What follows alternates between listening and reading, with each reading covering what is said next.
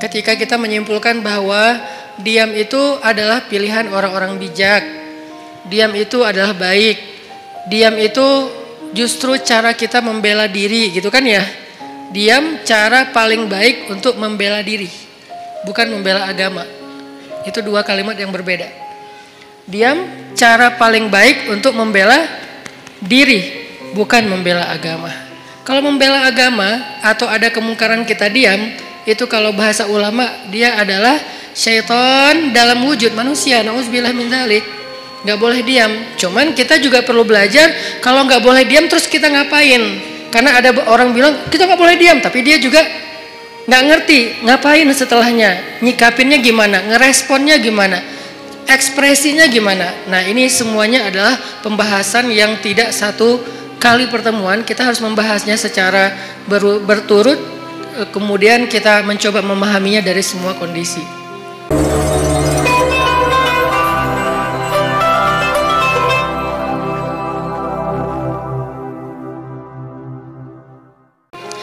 Kemarin kita membahas masalah bahwa diam itu adalah cara untuk membela diri yang paling baik. Nanti fadilahnya akan ditolong oleh Allah, dinaungi malaikat, didoain malaikat. Itu hanya berlaku kalau yang dicela, difitnah, dibully, dihina, apalagi dicaci, di hate speech adalah personal pribadi kita. Berlaku kalau yang dihina itu adalah pribadi kita. Walaupun tetap kemarin saya tegaskan pilihan sikap bukan hanya diam. Kita boleh bersikap dengan merespon. Seperti yang saya cerita ada Rachel dia merespon. Tapi dengan cara agak easy going, santai gitu. Nggak terlalu emosional. Itu juga boleh. Atau kita mengambil sikap menjelaskan. Tabayun bahasa yang sering kita dengar. Itu juga boleh. Atau kita mengambil sikap marah. Atau ada orang ya, jangan kita lah ya. Kalau dalam kasus ini ada orang mengambil sikap marah, dia tersinggung. Kita harus memaklumi karena dia manusia biasa selama marah dan tersinggungnya tidak berlebihan. Jadi ini banyak pilihan sikap. Tapi di antara semua pilihan sikap itu ternyata pilihan diam menjadi salah satu yang terbaik. Salah satu yang terbaik, bukan satu-satunya. Sehingga nanti kalau ada ustadz lain atau ada anggapan lain mengatakan ini pilihan yang terbaik ketika kita lagi disakiti secara pribadi, itu juga mungkin salah satunya. Saya nggak mau mengatakan, mengklaim satu-satunya yang terbaik itu adalah yang saya katakan. Enggak, salah satunya. Ternyata diam adalah salah satu pilihan sikap paling baik dan paling insya Allah luar biasa hasilnya kalau kita sedang mengalami kezoliman terhadap diri kita secara pribadi.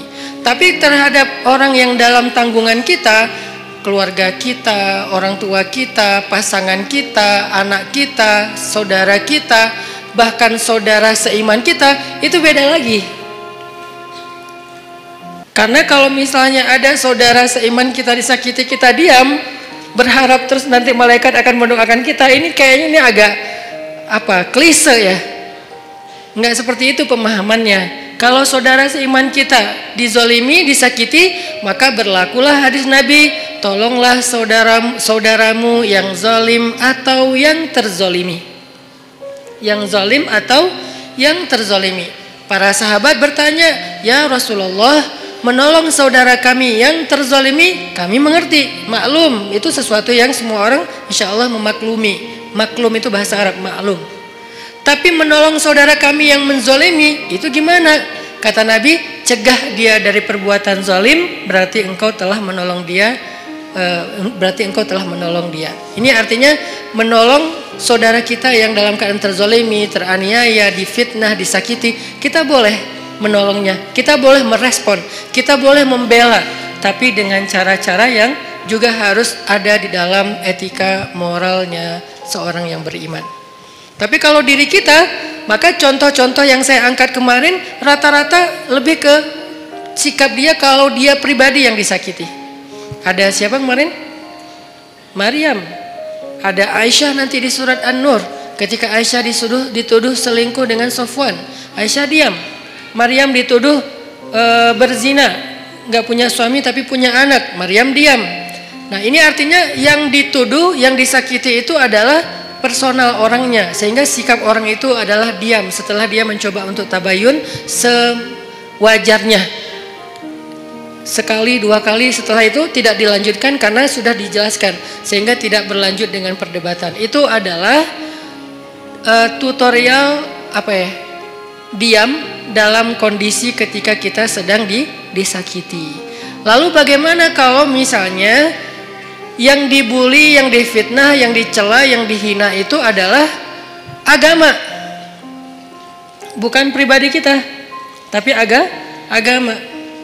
Contoh yang bagian dari agama udah nggak bisa dipisahin itu, pertama adalah masalah Allah sebagai Rabb, sembahan, pencipta, pemilik, pemelihara, harapan kita, tempat kita bergantung, pokoknya dengan segala keluasan makna Rabb. Kalaupun nggak utuh, agar mudah dipahami kita menyebutnya Tuhan. Walaupun itu bukan kalimat yang bisa menjelaskan secara utuh dari makna Rabb, tapi setidaknya sedikit menjelaskan kepada kita, oh Allah berarti Tuhan. Kalau Allah sebagai Tuhan yang dicela gimana? Kalau Nabi sebagai Rasulullah, kekasih Allah, teladan kita, kekasih kita yang dicela gimana? Kalau syariat yang dicela gimana? Kadang-kadang bukan dicela secara langsung, tapi dibikin jadi tidak berharga. Itu juga mencela kan? Ada hal yang sakral dalam agama dibilang sesuatu yang biasa aja. Ini nih sesuatu pencelaan dengan cara yang tidak langsung terhadap agama. Nah, gimana kita responnya? Apakah kita diam? Apakah kita merespon? Terus gimana cara kita ngerespon? Itu yang akan kita bahas pada malam ini. Jadi bisa dibilang malam ini tuh kayak diam part 2 lah. Jadi masih tema yang sama, tapi kelanjutannya supaya kita dapat tambahan angle. Oh, kalau angle-nya gini ternyata sikapnya nggak sama, berubah lagi. Oh, ternyata kalau angle-nya ini hasilnya beda lagi gitu. Ini adalah kelanjutan dari pembahasan pada pertemuan kita yang sebelumnya. Oke, sebelum kita membahas lebih lanjut tentang diam part 2 ini, cara kita menyikapi orang yang menyakiti hal-hal yang prinsip dalam keimanan kita, Allah, Rasulullah, syariat, Al-Quran, hadis, ulama, apalagi orang soleh, termasuk bahkan saudara, keluarga, masyarakat, tetangga, mukmin disakiti, gimana sikap kita? Maka sebelumnya yuk kita sama-sama tilawah dulu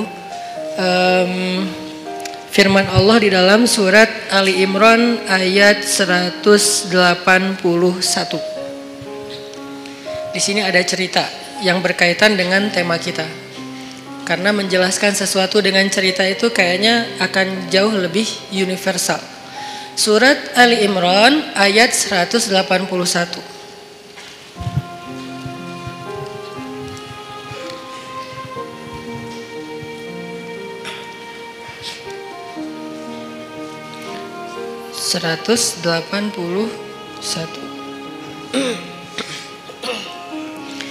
A'udzu billahi minasy syaithanir rajim. Silakan.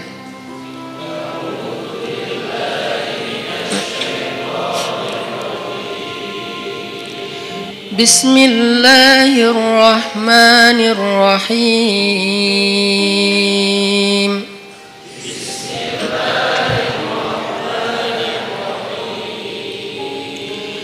لقد سمع الله قول الذين قالوا إن الله فقير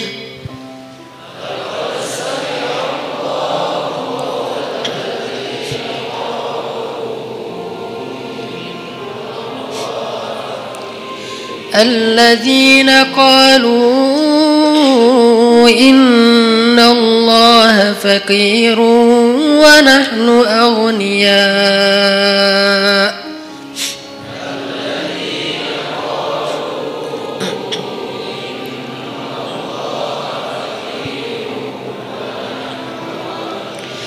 سنكتب ما قالوا وقتلهم الأنبياء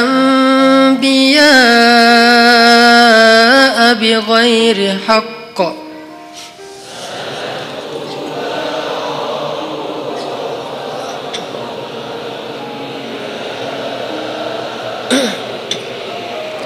ونقول ذوقوا عذاب الحريق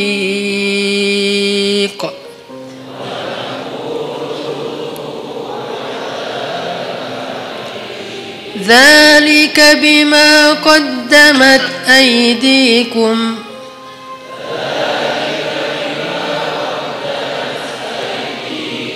وأن الله ليس بظلام للعبيد.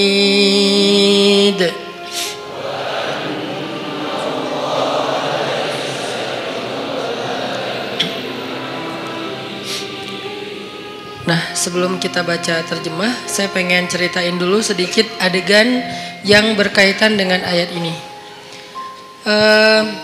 Satu hari Abu Bakar As-Siddiq lagi main ke sebuah kawasan atau ke sebuah pasar tempat orang-orang Yahudi ngumpul. Jadi kayak di Madinah itu kan ada orang Islam sama orang Yahudi kan hidup berdampingan. Cuman seringnya orang Yahudi ini bikin masalah. Mereka membatalkan perjanjian, mereka mengganggu kaum muslimin, mereka menyebarkan fitnah, termasuk salah satunya fitnah Aisyah selingkuh. Akhirnya satu demi satu kabilah Yahudi itu kemudian diusir oleh Nabi karena berkali-kali melanggar perjanjian. Maka jadilah kota Madinah itu hanya tinggal kaum muslimin saja. Tadinya Islam di Madinah itu sangat berdampingan dengan orang Yahudi karena dasarnya Islam itu kan rahmatan alamin ya, nggak mau ngerecokin orang, nggak mau ganggu orang, itu Islam banget tuh. Islam nggak mau ganggu orang, Nabi itu paling nggak enak ngerepotin orang, itu tuh Islam banget. Tapi juga Islam punya prinsip, dia punya hal yang buat dia itu nggak bisa ditawar. Salah satunya adalah kehormatan, apalagi yang berkaitan dengan kehormatan perempuan. Kemudian masalah ideologi, hal-hal yang akidah, syariah, sehingga muncullah kalimat lakum dinukum waliyadin. Kalian dengan cara agama kalian, kami dengan cara agama kami. Bisa nggak kayak gitu kita hidup? Nggak usah saling mengganggu. Bisa, oke. Tanda tangan perjanjian, jalan beberapa lama. Ternyata dilanggar sama orang Yahudi. Sekali dibiarin, diminta pertanggungjawaban 2 kali, kemudian Nabi menuntut 3 kali. Udah berkali-kali sampai puncaknya yang paling parah, misalnya kayak membunuh, mempermalukan perempuan muslimah, ini udah nggak bisa ditawar. Makanya diusir oleh Rasulullah SAW. Nah, waktu itu kaum Yahudi masih berdampingan dengan Nabi. Satu hari Abu Bakar datang ke tempat main atau nongkrongnya orang Yahudi lah, kayak kafenya Yahudi lah mungkin, atau restorannya Yahudi gitu kan. Mereka lagi nongkrong. Datang Abu Bakar situ. Tadinya Abu Bakar datang niatnya baik, pengen silaturahim. Bukan silaturahim ya, pengen temenan lah. Karena sebetulnya silaturahim dalam makna aslinya hanya berlaku untuk keluarga. Sebutlah dengan bahasa kita silaturahim. Pengen silaturahim sama beberapa tokoh Yahudi, salah satunya bernama Fanhas. Nah, ketika sampai di tempat Fanhas nongkrong, Abu Bakar datang, terus Abu Bakar duduk dengan Fanhas. Abu Bakar ngobrol gitu sama Fanhas. Fanhas, kamu tahu kan Islam itu benar? Soalnya Fanhas ini siapa?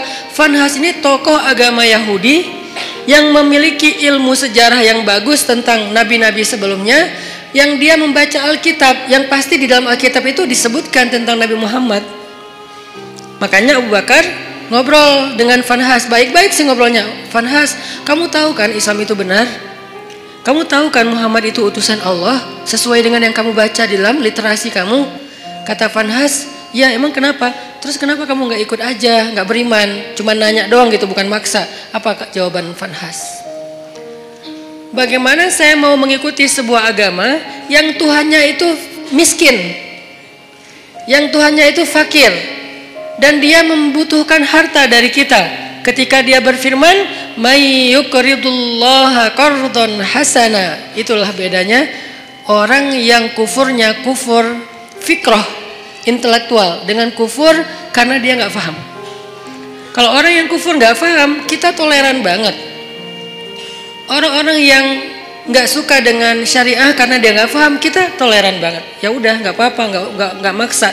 Dia nggak mau menjalankan syariat, nggak apa-apa. Tapi kalau dia mempengaruhi orang lain dengan sebuah propaganda, dengan framing negatif, dengan hal-hal yang membentuk opini publik yang salah, nah ini dalam Islam perlu diluruskan. Kalau di dalam masyarakat lingkungan bangsa kita tuh kayak beberapa tokoh sekuler liberal, salah satunya yang kemarin sempat rame bilang menghafal Quran udah nggak penting gitu kan. Ya mungkin dia kurang baca sejarah juga menurut saya, padahal itu sejarah yang paling simpel sih, nggak harus jadi ahli. Bahwa di masa Nabi selain udah ada penghafal Quran, Nabi juga menyuruh sahabat untuk menulis Al-Quran. Udah ada penghafal Quran banyak, ada Ibnu Mas'ud, ada Ibnu Abbas, ada Ibnu Umar, ada banyak sahabat penghafal Quran yang hidup di masa Nabi. Tapi tetap aja Nabi nyuruh nulis Al-Quran. Atau sebaliknya, udah ada yang nulis, tapi tetap aja Nabi memotivasi mereka menghafal Al-Quran. Jadi ada yang menghafal, ada yang menulis. Cuman belum dijilid kayak gini. Ini namanya mushaf. Kalau belum dijilid namanya nuskhah. Kalau udah dijilid namanya mushaf. Sudah satu jilid. Sehingga dari Al-Fatihah sampai Al-Ikhlas, An-Nas udah ada di sini semua gitu. Baik berbentuk fisik ataupun berbentuk platform digital kayak yang di handphone dan seterusnya. Dulu di masa Nabi belum dijilid, masih lembaran-lembaran yang terpisah.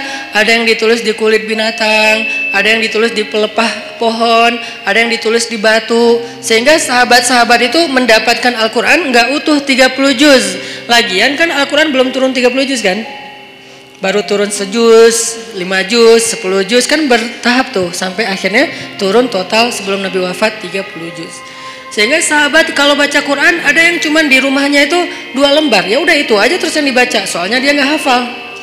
Ada sahabat yang baca Quran 1 juz, ya udah itu aja yang dihafal, yang dibaca. Baru kemudian dijilid pada masa Abu Bakar As-Siddiq atas inisiatif dari Umar bin Khattab. Kata Umar, ya Abu Bakar, kenapa nggak kita jilid aja Al-Quran supaya nggak berceceran di mana-mana? Kata sahabat yang lain, ya Umar, gimana kita mau melakukan sesuatu yang tidak dilakukan Nabi? Ini pertanyaan sering muncul kan sekarang. Ngapain kita lakukan sesuatu yang nggak dilakukan Nabi? Kata Umar, seandainya Nabi masih hidup, pasti Nabi akan mengatakan ini baik. Kalau bahasa orang yang lebih fanatik lagi sekarang, tapi kan Nabi nggak melakukan. Seandainya itu baik, kenapa Nabi nggak ngelakuin? Berarti apa yang Nabi nggak lakuin berarti nggak baik. Nah ini nih pemikiran nggak terbuka. Umar itu orang yang sangat open minded banget. Sehingga dia banyak nyampein gagasan-gagasan yang justru kayak sesuatu yang baru gitu di zaman itu. Lalu akhirnya setelah disyurakan oleh para sahabat, mereka sepakat bahwa ini baik, maka dilakukanlah proses penjilidan Al-Quran pertama di masa Abu Bakar. Kemudian diulangi lagi, lebih teratur lagi di masa Utsman bin Affan. Karena di masa Utsman itu ada semacam polemik soal tata cara membaca Al-Quran. Karena banyaknya orang non-Arab yang masuk Islam, lalu mereka salah dalam membaca ayat-ayat secara huruf, secara baris. Kalau baris saja masih mending, ini hurufnya salah. Kenapa huruf bisa salah Ustadz? Karena dulu Al-Quran itu tulisannya nggak ada titik. Kalau sekarang kita nyebut Arab gundul itu nggak ada baris ya. Kalau dulu tuh lebih gundul lagi. Bukan hanya nggak ada baris, tapi nggak ada titik. Jadi shin dengan sin itu sama-sama nggak punya titik. Shad dengan dot itu sama, nggak ada titik. Lo dengan to sama, nggak ada titik. Ba, ta, sa sama, nggak ada titik. Jadi linusabbita bihi fuadak bisa dibaca linubayyina bihi fuadak. Jauh kan? Linusabbita bihi fuadak, untuk kami teguhkan hatimu dengannya, bisa dibaca linubayyina bihi fuadak, untuk kami perjelas maksud di dalam hatimu dengannya. Itu jauh banget perbedaannya. Kenapa? Karena tidak ada titik. Akhirnya banyak orang non-Arab yang masuk Islam di masa Utsman salah membaca huruf. Jadilah Al-Quran itu agak banyak kesalahan. Dan itu rame yang membaca dengan cara yang salah. Akhirnya Utsman berinisiatif untuk mengumpulkan lagi cara baca yang tadinya 10 huruf menjadi 1 huruf. 1 huruf menjadi 10 qiraat dan seterusnya. Itu pokoknya rumit lah pokoknya.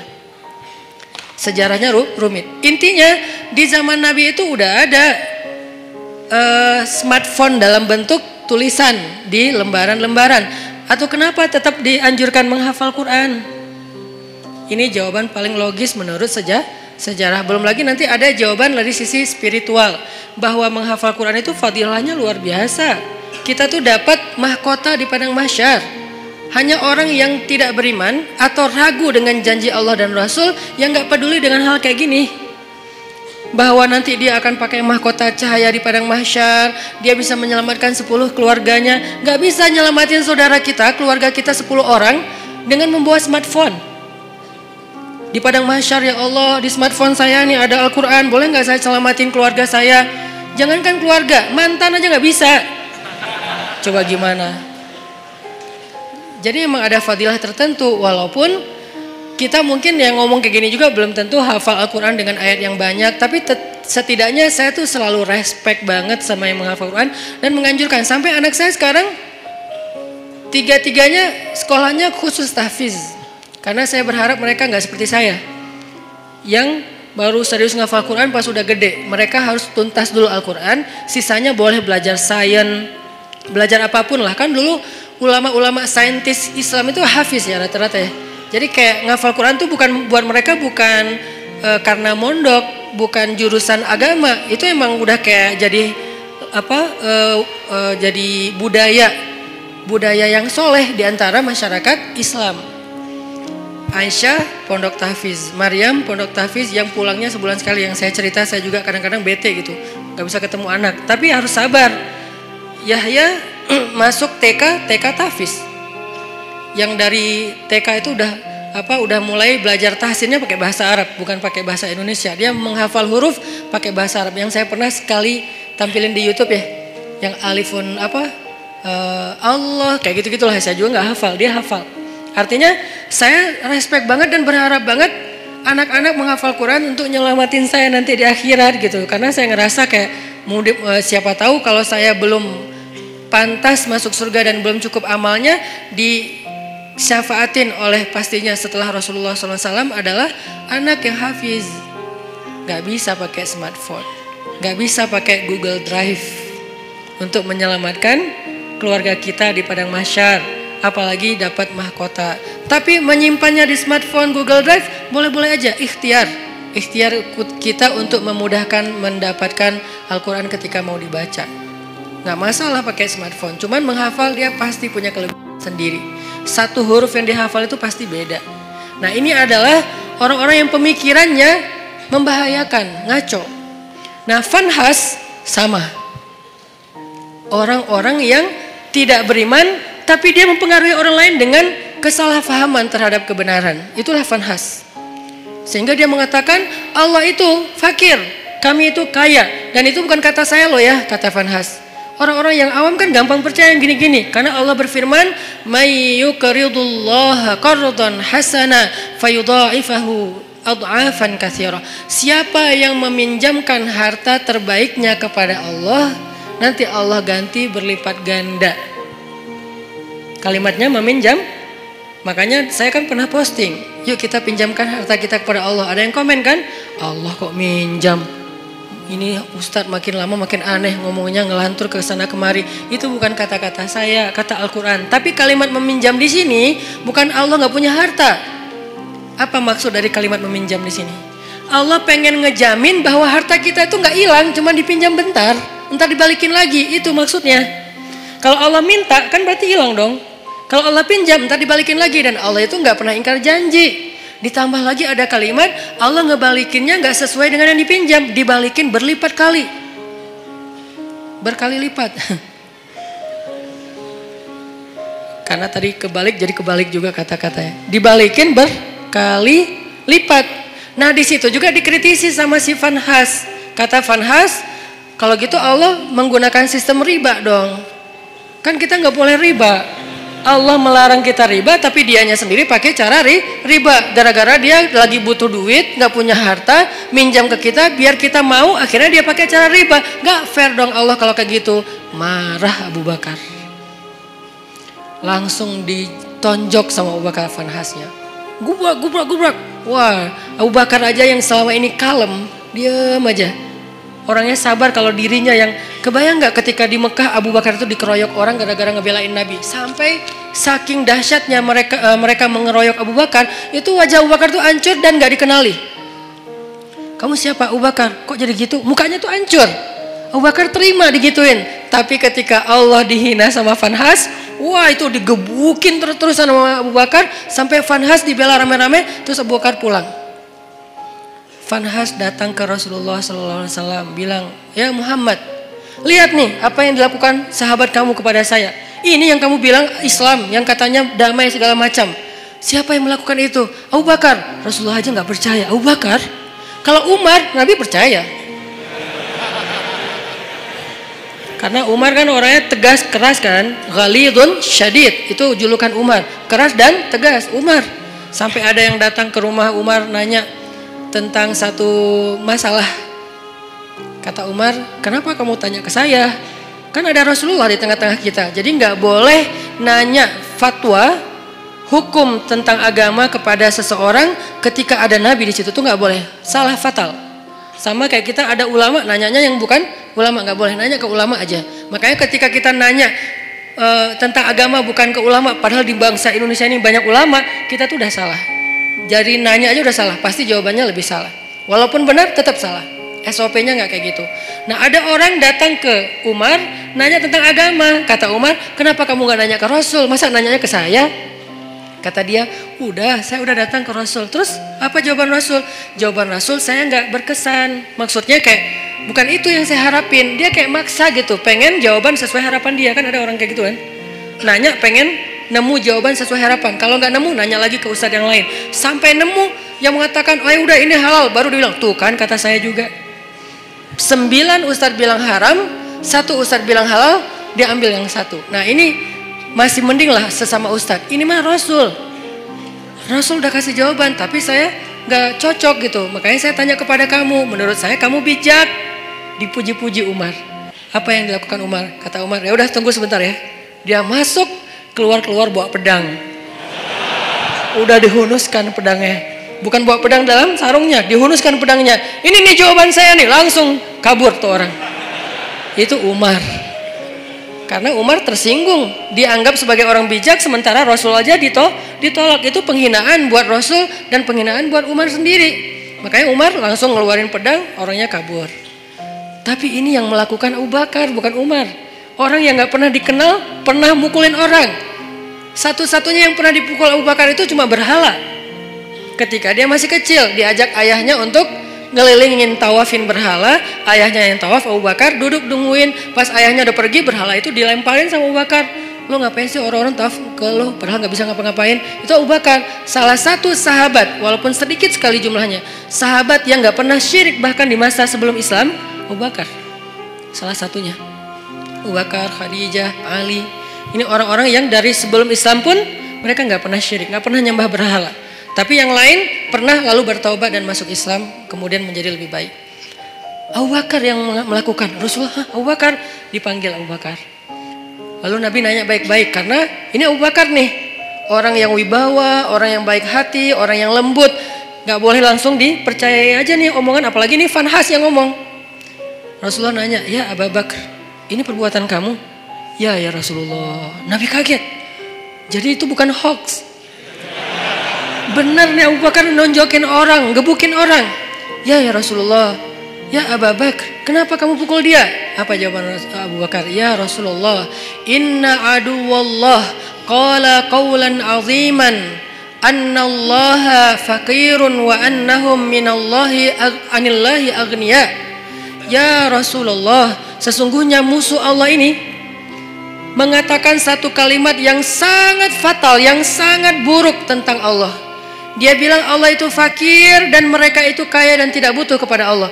Maka ghadibtu lillah ya Rasulullah. Saya marah karena Allah ya Rasulullah.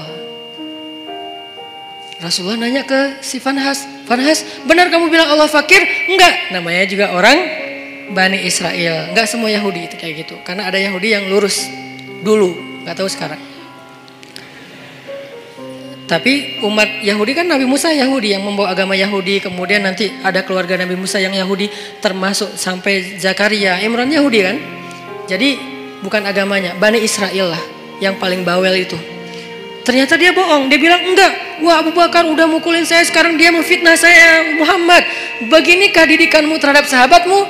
Rasulullah bingung, mana yang benar nih? Abu Bakar mukul Fanhas. Tapi Fanhas bilang, saya nggak mengatakan hal yang kayak gitu. Saya disakitin sama Abu Bakar. Abu Bakar itu emang benci sama saya sejak dulu. Akhirnya ketika Nabi tidak bisa menilai siapa yang benar, siapa yang salah, turunlah ayat ini. Allah mendengar pembicaraan orang yang mengatakan Allah fakir dan kami kaya. Dengan segala macam kemarahan Allah juga marah tuh. Di sini Allah kayak bilang, aku juga marah, bukan Abu Bakar doang, kata Allah. Jadi Abu Bakar kayak dibela gitu sama Allah. Abu Bakar, bareng kita marah sama dia. Gitu. Kan keren ya Abu Bakar ya di situ ya. Sampai Allah mengatakan apa tadi ayatnya teh? Wa naqulu dzuqu adzabal harik, dan kami balas ucapan mereka dengan kalimat dzuqu adzabal harik, rasakan azab yang membara. Itu tuh ancaman Allah kepada Fanhas nanti di akhirat. Artinya Allah tuh merestui Abu Bakar marah. Allah merestui Abu Bakar marah. Tapi kita jangan buru-buru menyimpulkan ini terus kita langsung take action ya. Wah ini bahaya, gue tonjokin aja nih. Jangan, karena ini nih Fanhas.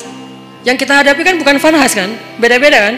Ada yang namanya mungkin dia pakai nama Abu atau apalah kayak gitu-gitu kan.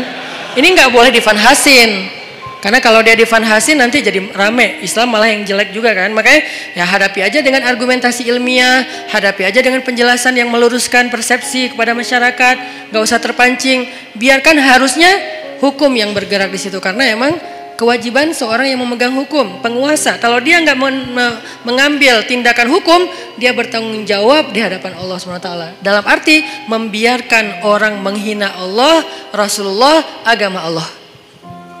Membiarkan saja dosa, karena dia mampu untuk mencegah, untuk menyikapinya, untuk menghukum dengan cara yang terbaik. Di zaman Umar, ketika Umar jadi khalifah, ada tuh yang kayak gitu tuh, suka nyebarin hal-hal yang kayak aneh, nyeleneh tentang agama.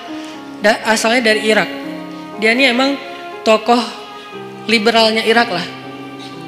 Dia nyebarin fitnah tentang makna ayat Al-Quran. Saya lupa tapi ayatnya apa, nanti saya cek lagi. Tapi dia kayak bikin keraguan orang terhadap kebenaran Al-Quran. Kalau dalam bahasa ulama ini disebut dengan istilah syubhat.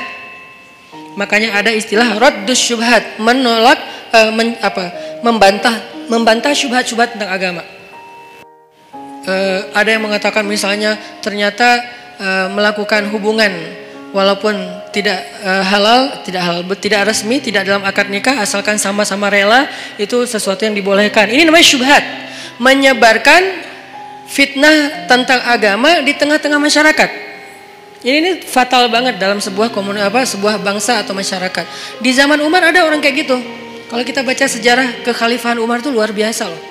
Ada orang yang dideportasi karena terlalu ganteng, selebgram, terlalu ganteng, dan itu nggak ada hasil editan. Kalau saya kan ngeditnya lama kan ya, pakai editor terbaik lah, Rifat C. Tapi kalau ini nggak perlu diedit, udah emang ganteng, rambutnya ikal sepundak, keren banget. Sampai saking gantengnya dia, cewek-cewek nggak mau nikah kecuali sama dia. Kan kasihan banget cowok yang lain ya, gak mau nikah kecuali sama dia. Sampai ada cewek-cewek bikin syair tentang dia, kayak bikin lagu gitu tentang dia, di aransemen dengan cara-cara yang berbeda-beda. Ada syair isinya gini, seandainya tempat tidurku hangat bersama dengan dia. Coba, syair jahiliyah namanya. Aku ingin tempat tidurku terasa hangat bersama dia. Sampai gitu terdengar oleh Umar.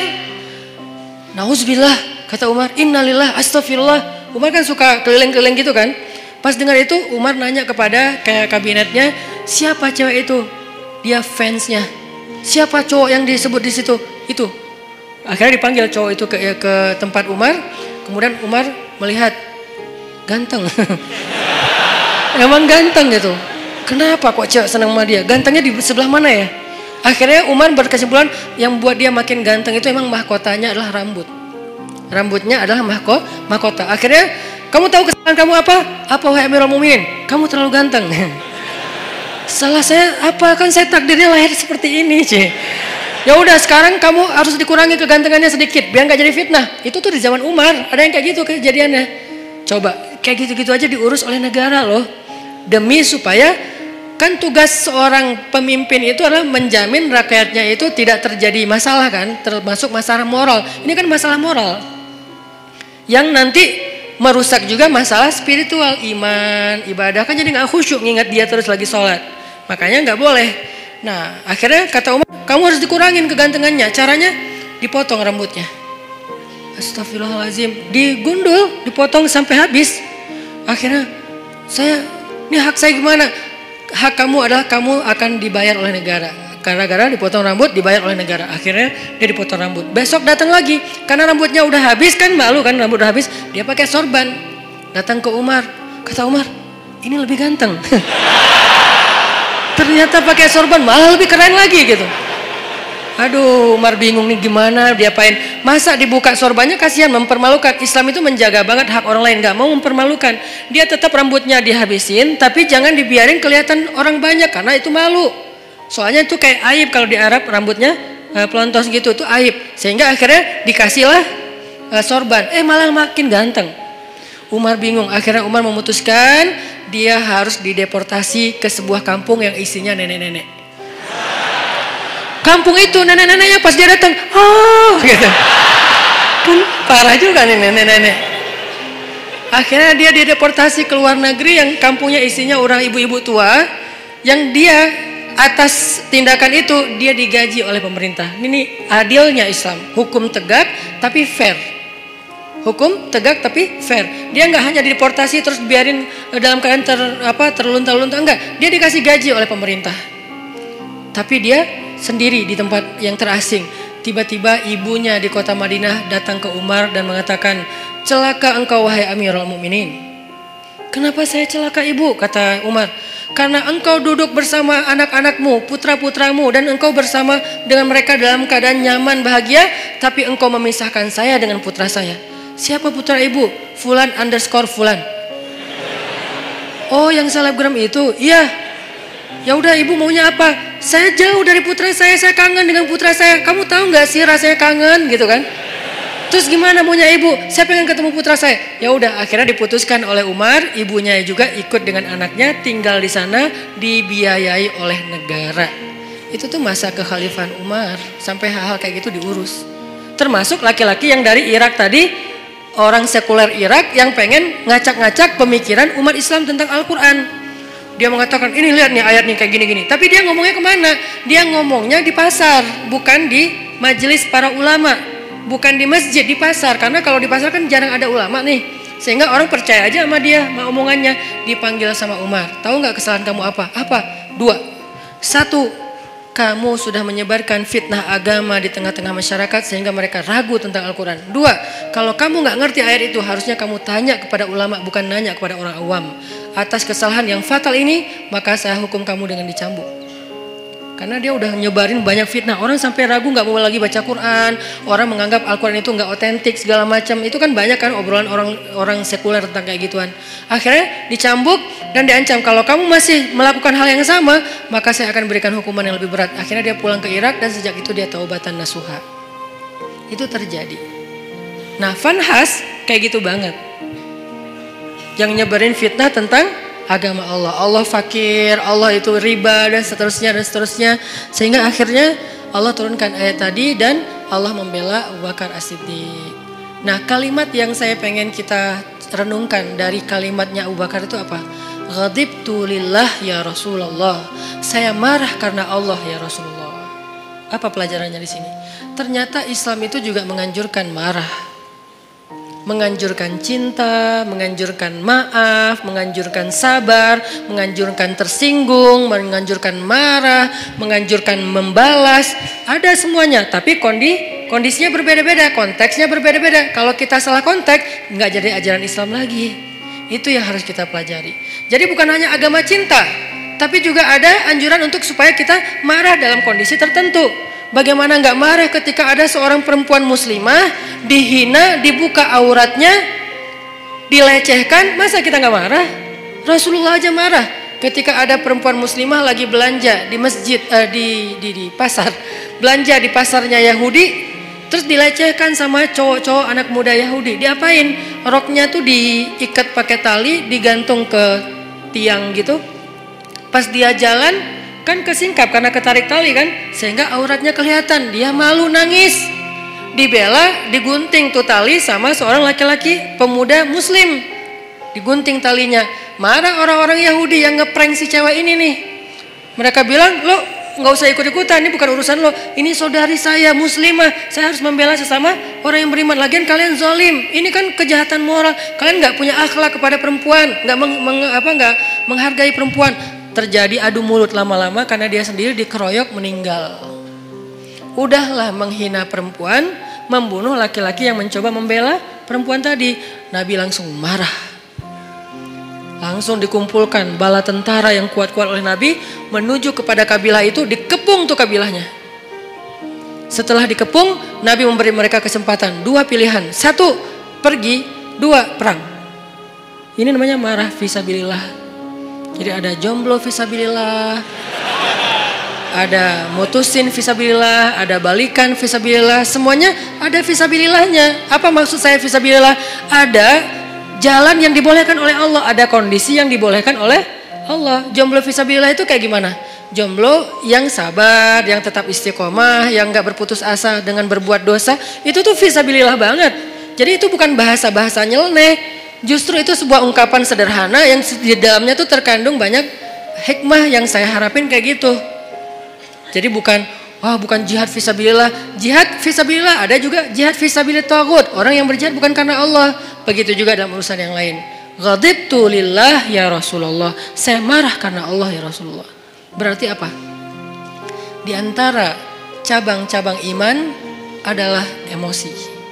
Perasaan cinta, perasaan malu, perasaan takut, perasaan marah. Itu semuanya bagian dari iman. Kalau ada orang mengatakan iman itu hanya cinta, sampai ada kalimat, ya Allah kalau saya beribadah karena saya penginkan surga, tutup surga itu dari saya. Kalau saya beribadah karena saya takut neraka, masukkan saya ke neraka. Saya beribadah hanya karena cinta kepadamu. Ini membentur-benturkan 2-3 hal yang sebetulnya 3-tiganya baik. 1, roja, mengharapkan surga. Itu baik, bagian dari iman. 2, khauf, takut neraka. Itu juga bagian dari iman. 3, mahabbah, cinta kepada Allah. Itu juga bagian dari iman. 3-tiganya emosional, perasaan. Ternyata iman itu juga menyangkut urusan perasaan. Sehingga pertanyaannya, sudah berimankah perasaan kita? Jangan-jangan yang baru beriman lisan kita. Asyhadu an la ilaha illallah, asyhadu anna Muhammad Rasulullah. Lisan kita beriman. Apakah hati kita beriman? Yaitu yakin. Apakah perasaan kita beriman? Yaitu takut kepada neraka, mengharapkan surga, mengharapkan ampunan Allah, cinta sama Allah, kangen sama Allah, cinta sama Rasulullah. Itu kan imannya, perasaan. Sudah berimankah pikiran kita? Artinya pikiran kita itu yadhkurunallaha qiyaman wa qu'udan wa ala junubihim. Ingat Allah terus. Dalam keadaan berdiri, duduk, berbaring, itu kayak simbol dari totalitas kehidupan dia. Ingat Allah terus. Itu berarti pikirannya sudah beriman. Sudah berimankah tangan kita yang tercegah dari menyakiti orang lain? Sudah berimankah kaki kita yang tidak mau melangkah ke tempat-tempat dosa?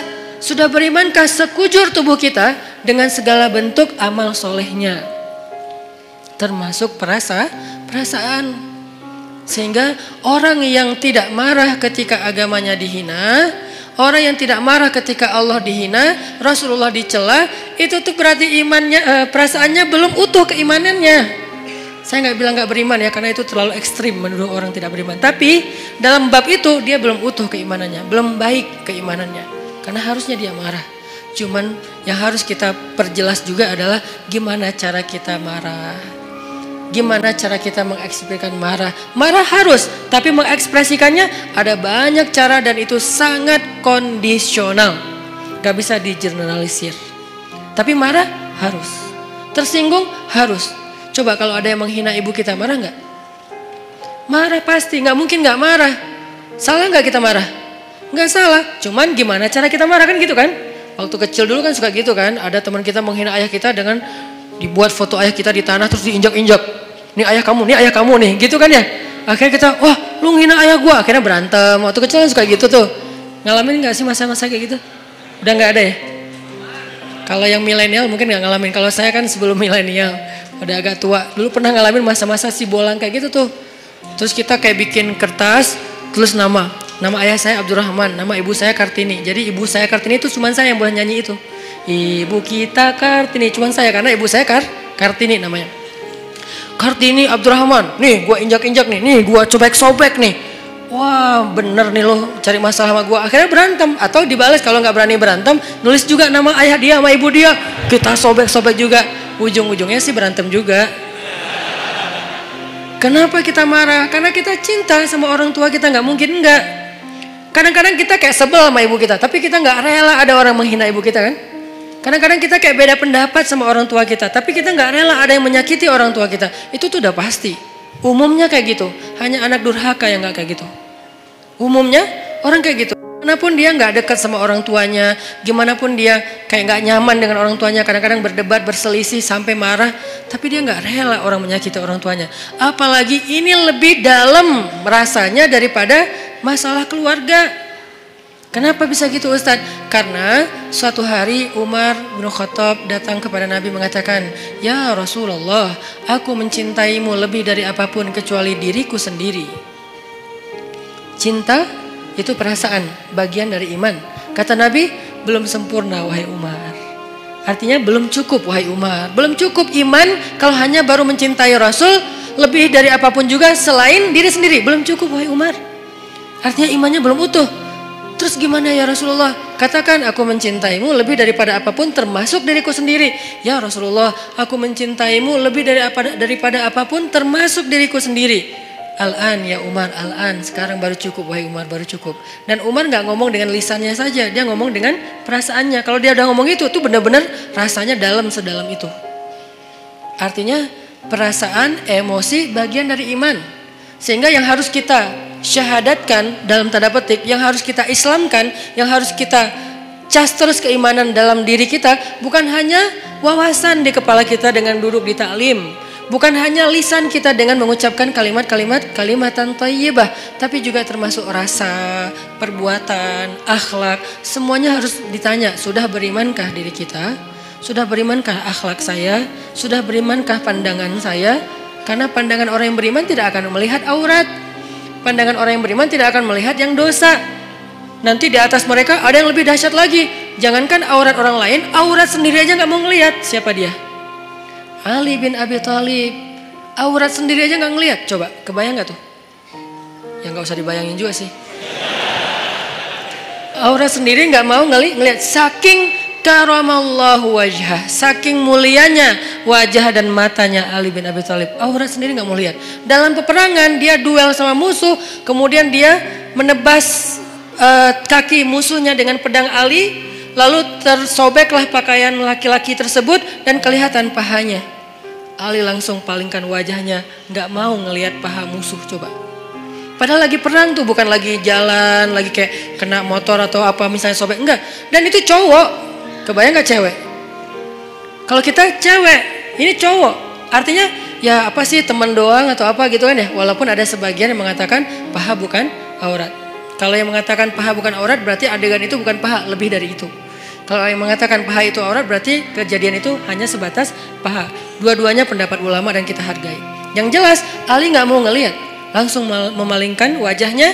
Nah musuhnya kan curang, di mana-mana kan di film juga yang fiktif, yang namanya antagonis selalu curang kan.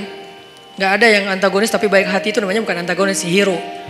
Dia pasti curang. Begitu Ali sebagai superhero-nya balik arah, dia nyerang, curang kan.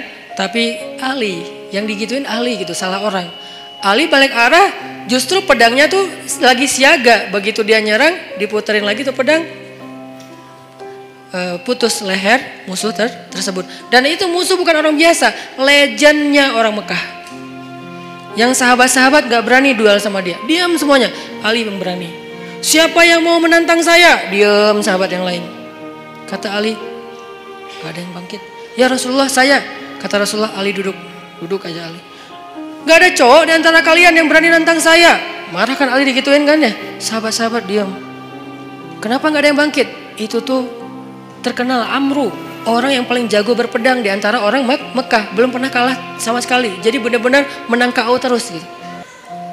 Amru yang menantang.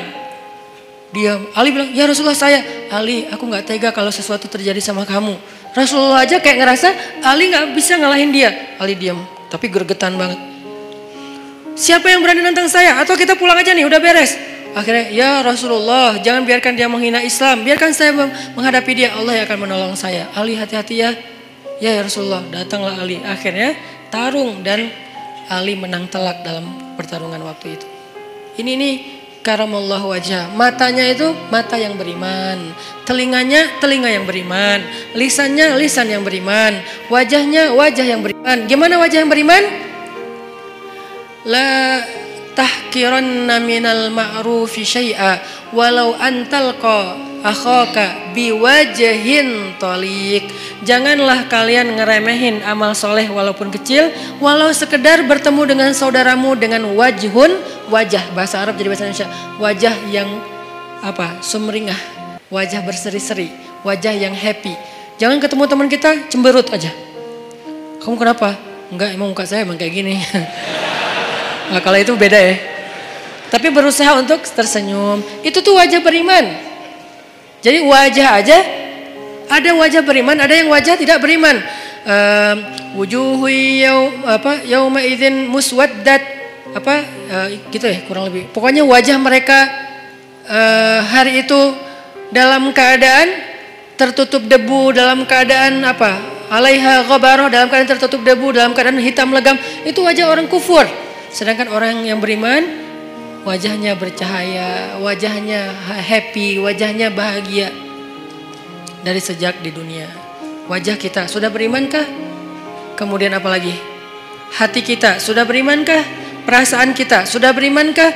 Tangan, kaki kita sudah berimankah? Rambut kita sudah berimankah? Dan seterusnya, semuanya. Gimana rambut yang beriman, Ustadz? Nabi melarang kita untuk membuat rambut yang terlalu ditipisin sebelah ya, sampai tinggal di atas doang gitu kan. Itu dalam Islam dilarang. Berarti rambut yang beriman yang nggak kayak gitu. Kalau ditipis sedikit nggak apa-apa, tapi ini tipisin habis tinggal gini doang. Ya, itu tidak dianjurkan dalam Islam. Berarti rambut yang beriman, rambut yang biasa-biasa aja. Kalau bisa agak luar biasa dikit. Tadi kayak cowok yang keren tadi, rambutnya sepundak, ikal. Kalau nggak mampu Ustadz, karena kalau udah saya panjang nggak turun ke bawah, naik ke atas, ya udah jangan dipaksain. Tergantung jenis rambut. Yang jelas rapi, terus dirawat sama dia kan ya. Itu rambut orang beriman. Ternyata iman itu bukan hanya soal sholat, puasa, termasuk perasaan. Jadi marah itu bisa jadi bagian dari iman kalau tepat dalam kondisinya. Sehingga Abu Bakar marah, ghadibtu lillah ya Rasulullah. Itu kata kuncinya. Aku marah karena Allah wahai Rasulullah SAW. Sehingga kita wajib marah teman-teman. Sampai Nabi pernah mengatakan juga dalam masalah perasaan dan iman itu ada hubungannya. Kata Nabi, salasun man kunna wajada fihi halawatal iman. Man kunna fihi wajada halawatal iman. Ada 3 hal yang kalau seseorang itu ngerasain dia kalau seseorang itu mendapatkannya berarti dia merasakan nikmatnya iman. Merasakan puncaknya iman. Merasakan loh ya, bukan melakukan, bukan mengatakan, bukan memikirkan, tapi merasakan, rasa. Dan 3-tiganya rasa. Ada 3 perasaan yang kalau seseorang mendapatkan dalam dirinya berarti dia berada di puncaknya iman. 1. Ayyakunallahu wa rasuluhu ahabba ilaihi mimma siwahuma. Ketika Allah dan Rasul lebih dicintai olehnya dari apapun juga. Cinta, perasaan. Yang kedua, perasaan juga. Ayyuhibbal mar'a la yuhibbuhu illa lillah. Mencintai seseorang dan tidak mencintainya kecuali karena Allah. Mencintai sesama muslim, mencintai ulama, mencintai habaib, mencintai para kiai, mencintai guru-guru kita, mencintai orang yang soleh, yang lebih soleh dari kita, mencintai, itu perasaan. Dan itu adalah wajada halawatul iman, puncaknya iman. Ketiga, ayyakraha ayyauda ilal kufr kama yakrahu ayyuqadhafa finnar. Benci, ternyata benci juga bagian dari iman. Benci, bagian dari iman. Jadi kalau ada orang Islam itu tidak membenci, benci. Kepada apa dia benci? Kepada dosa, kepada kemungkaran, kepada kekufuran dia benci. Makanya bahasanya ayyakraha ayyauda ilal kufr. Dia benci untuk kembali kepada kufur. Saya nggak mengatakan kalimatnya benci kepada orang kafir, nggak. Benci kepada, kembali kepada kekufuran. Artinya perbuatannya. Dia benci dengan perbuatan dosa, bermaksiat, dia benci. Berarti kalau kita udah bisa membenci dosa-dosa kita di masa lalu, insya Allah kita sudah merasakan puncaknya iman, benci. Jadi kalau dikatakan Islam itu nggak ada kebencian, ada kebencian, dalam banget. Kebenciannya bagian dari 70 cabang iman. Tapi bencinya siapa? Yang dibenci adalah dosa. Makanya ada ayat Allahumma habib, ada doa Allahumma habib ilainal iman wa zayyinhu fi qulubina wa karrih ilainal kufra wal fusuqa wal isyan waj'alna minar rasyidin. Itu doa. Diambil dari ayat. Ayatnya walakinnallaha habbaba ilaikumul iman wa zayyanahu fi qulubikum wa karraha ilaikumul kufra wal fusuqa wal isyan wa ja'alakum minar rasyidin. Allah menjadikan kalian apa mereka gitu sebagai orang yang mencintai keimanan dan menjadikan rasa cinta itu indah dalam hati mereka. Lalu menjadikan mereka benci kepada kekufuran, dan itulah orang yang mendapatkan petunjuk. Benci kepada kufur, dosa, fusuk. Fusuk itu apa? Akhlak yang buruk. Dia nggak suka. Jadi kalau kita ngelihat ada orang yang perangainya nggak bagus dan kita ngerasa itu kayak entertain, hiburan, ini kita berarti nggak punya benci nih. Jangan benci orangnya, benci perangai perbuatan yang buruknya. Orangnya nggak ada, ini lain lagi ceritanya. Karena orang bisa berubah kan? Kalau keburukan dari zaman iblis sampai nanti kiamat, ya tetap namanya keburukan. Yang benar sudah jelas, yang buruk sudah jelas. Tapi kalau orangnya bisa berubah. Pagi dia kufur, malam dia mukmin. Pagi dia setan, malam bisa jadi malaikat. Makanya jangan membenci orangnya. Siapa tahu suatu saat dia berubah. Tapi membenci perbuatannya wajib, bagian dari iman. Ada orang yang memperolok-olok agama, ya kita benci perbuatannya. Orangnya kita serahkan kepada Allah. Kalau perlu kita doain, ya Allah beri dia petunjuk. Tapi perbuatannya wajib kita benci. Jangan sampai perbuatan memperolok-olok agama malah kita ketawain seolah-olah itu hiburan. Berarti kita gak punya benci fisabilillah. Makanya ada marah fisabilillah, ada benci fisabilillah, ada cinta fisabilillah, ada takut fisabilillah, ada kangen fisabilillah. Kangen siapa? Kangen dengan Rasulullah SAW. Seperti kangennya Bilal, sampai saking puncak kangennya luar biasa, dia gak sanggup azan. Saking kangennya gak sanggup azan.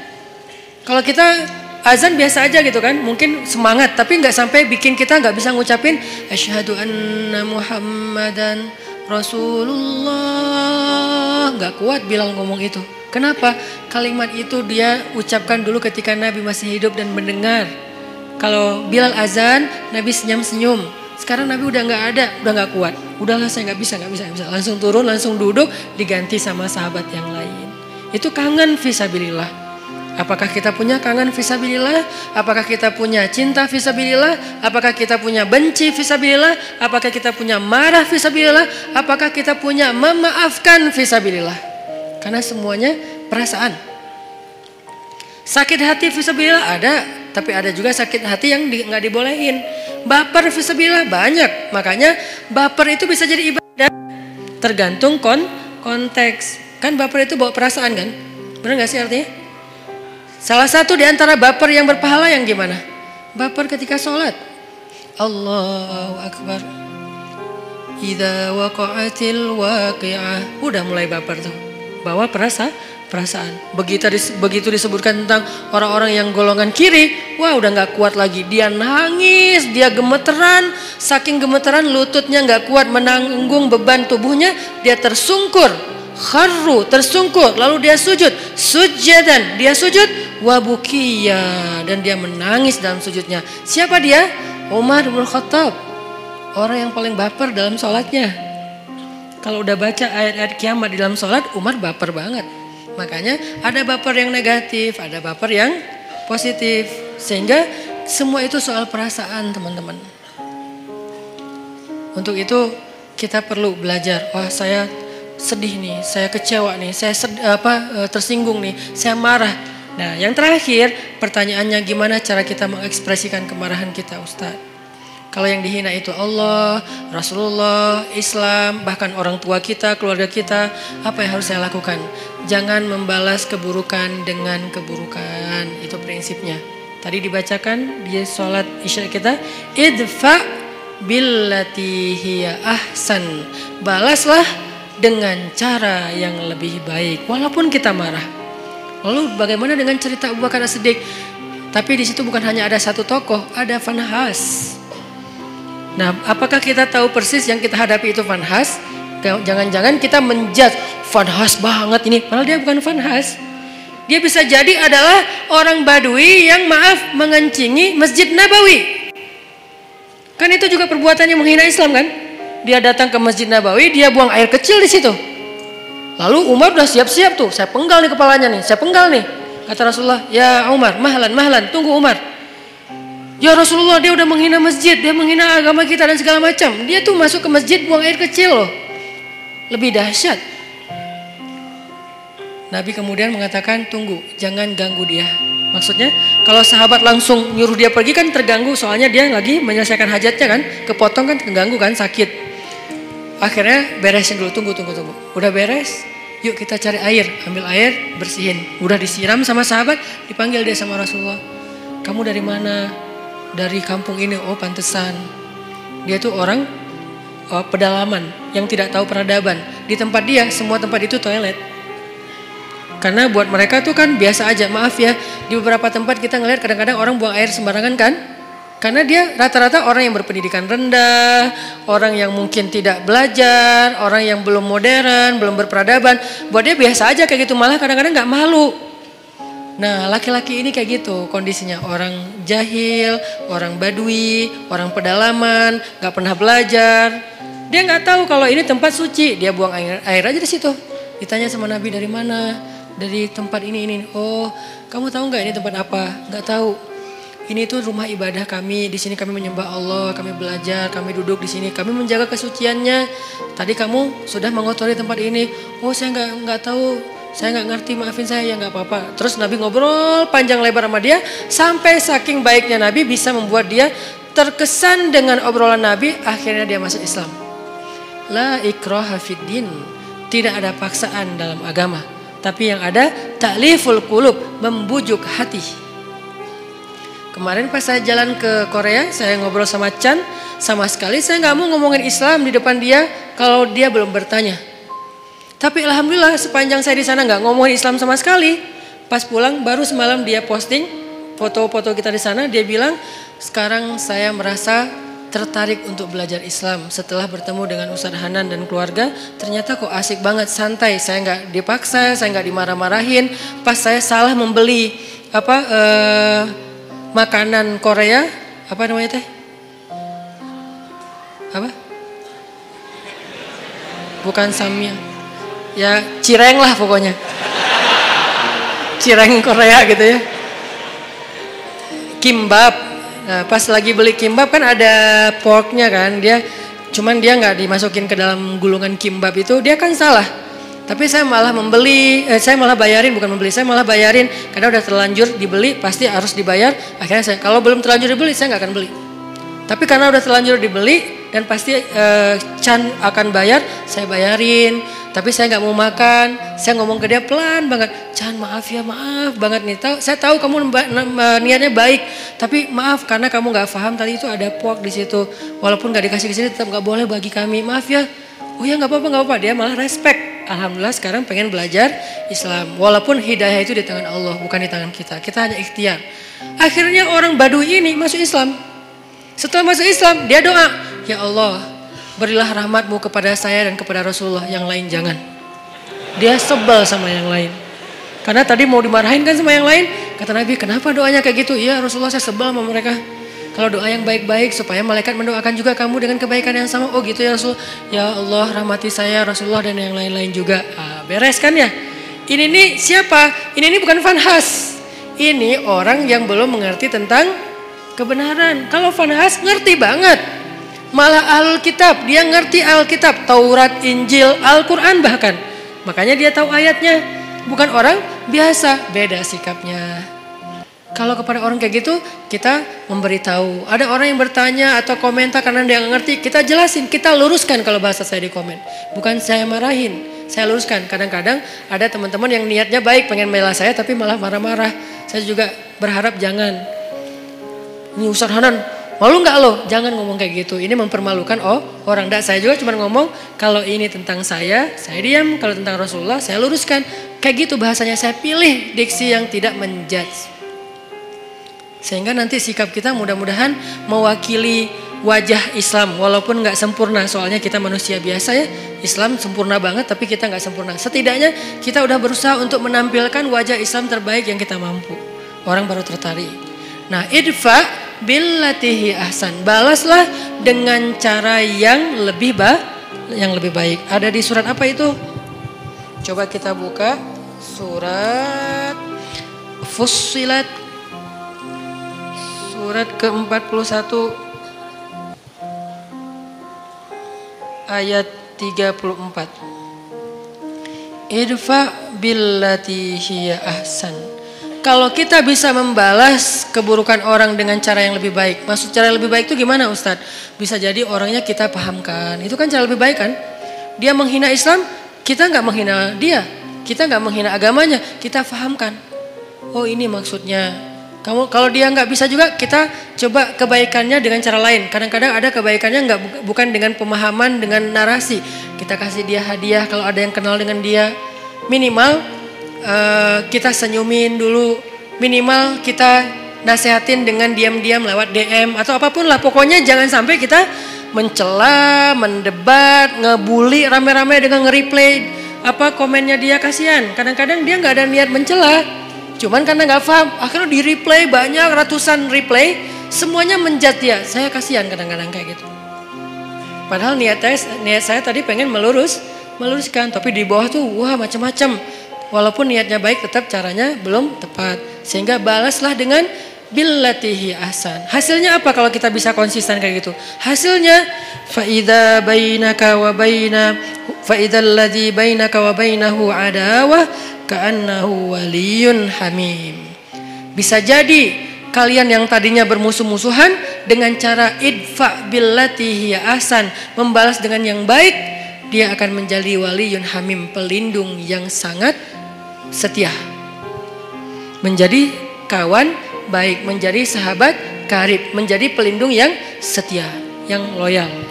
Itu hasil cara kita marah. Boleh marah tetap, tapi ekspresikan marah itu dengan cara-cara yang justru melahirkan kebaikan. Satu. Cara yang kedua, kalau misalnya kita nggak mampu, ini kan yang paling ideal nih. Saya nggak mau memberikan solusi ideal doang, sementara saya juga nggak selalu bisa kayak gitu. Dan saya manusia biasa. Nanti kalau sesekali teman-teman melihat saya di sosial media, kadang-kadang kepancing, itu karena Hanan Attaqi itu manusia, bukan malaikat. Yang saya omongin di sini nggak semuanya mampu saya amalkan. Makanya saya kasih beberapa alternatif. Yang paling tinggi, idfa billati hiya ahsan. Itu haqqa tuqatih, sebenar-benar takwa. Kalau nggak mampu haqqa tuqatih gimana ya Rasulullah, kata sahabat? Kalau nggak mampu haqqa tuqatih, sebenar-benar takwa, Allah berfirman di surat At-Taghabun, fattaqullaha mastata'tum. Bertakwalah kepada Allah semampu kalian. Allah aja kayak gitu coba. Pertama disuruh apa? Sebenar-benar takwa. Dalam kasus ini sebenar-benar takwa adalah balaslah keburukan dengan kebaikan. Itu sebenar-benar takwa. Yang paling ideal udah. Tapi kan kadang kita mampu, kadang enggak kan? Kadang-kadang kita memang benar-benar mampu dan kita kayak takjub gitu. Kok saya bisa ya membalas keburukan dengan kebaikan. Di komen negatif, di hate speech kita balas makasih. Kadang bisa. Kadang orang ngomong baik-baik kita malah marah-marah. Namanya juga manusia. Naik turun imannya. Kalau iman lagi naik jadi malaikat. Kalau lagi turun jadi setan. Kan gitulah kita ya.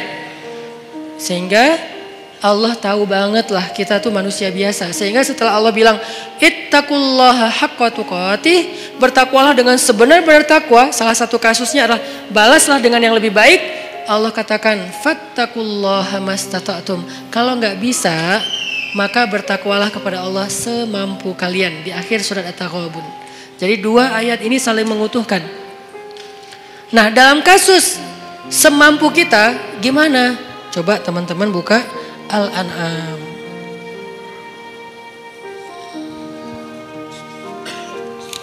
di surat Al-An'am ayat 68. Coba lihat surat Al-An'am ayat 68. Wa idza ra'aital ladzina yakhuduna fi ayatina fa'rid 'anhum hatta yakhudu fi haditsin ghairihi wa imma yunsiyannaka asy-syaitanu fala taq'ud ba'da adh-dhikra ma'al qaumidh dhalimin. Kalau ada orang yang memperolok-olok ayat Allah, yang memperolok-olok agama Allah, yang memperolok-olok syariat Allah, maka maka berpalinglah kamu dari mereka. Itu kalau kita nggak bisa membalas dengan yang lebih baik, udah berpaling aja, jangan ikut-ikutan. Di grup ya udah diam. Live group Ustadz, ya mungkin ayat ini salah satu ayat tentang anjuran untuk live group. Kalau isi grupnya terus-terusan, semuanya kompak, hanya ngomongin yang nyeleneh-nyeleneh, kayak hal-hal yang aneh tentang agama, syubhat, ya udah kita dianjurkan oleh surat Al-An'am ayat 68 untuk live group. Ini juga live group fisabilillah. Live group karena Allah, bukan karena kita masalah personal. Saya nggak nyaman lagi di situ. Kenapa? Saya sering dicuekin. Itu bukan fisabilillah. Kalau saya broadcast nggak ada yang respon. Kalau teman saya broadcast semuanya nyamber. Kayaknya mereka nggak senang sama saya. Udahlah saya live aja. Itu tuh bukan fisabilillah. Boleh nggak Ustadz? Boleh. Tapi bukan fisabilillah. Jangan bilang-bilang ini fisabilillah loh ya. Enggak.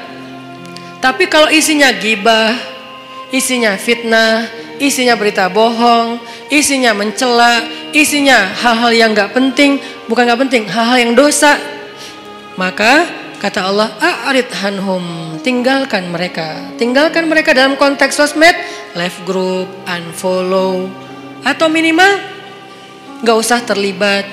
Terus kata Allah, kalau setan membuat kalian lupa dengan anjuran ini, anjuran untuk pergi ninggalin mereka, maka janganlah kamu tetap di situ ketika kamu ingat. Sampai tegas banget Allah suruh pergi. Kalau kita lupa nih, soalnya kan kita manusia biasa, mereka ngomong segala macam, kita diam aja, tapi kita nggak pergi. Nah kalau kita pas ingat, aduh, oh iya ya, ini udah ngomongin tentang agama yang aneh-aneh nih, ya udah deh saya pergi. Nah pergilah kalau kalian tidak mampu untuk memperbaiki keadaan itu. Ini, jadi kalau kita nggak bisa memberitahu dengan baik-baik, nggak bisa menjelaskan, kadang-kadang kita kalah jumlah, kita sendiri yang lain rame-rame, dan mereka kayak kuat banget argumentasinya, sombong pula. Kalau argumentatif doang masih bisa lah, tapi ini disertai dengan sombong kayak susah ya. Udah tertutup hatinya, udahlah pergi aja, nggak usah diladenin debatnya. Itu cara kedua. Kalau nggak bisa, idfa billati hiya ahsan. Dua cara inilah yang disebut dengan ittaqullaha haqqa tuqatih. Nggak mampu ya Allah, ittaqullaha mastata'tum, semampu kali.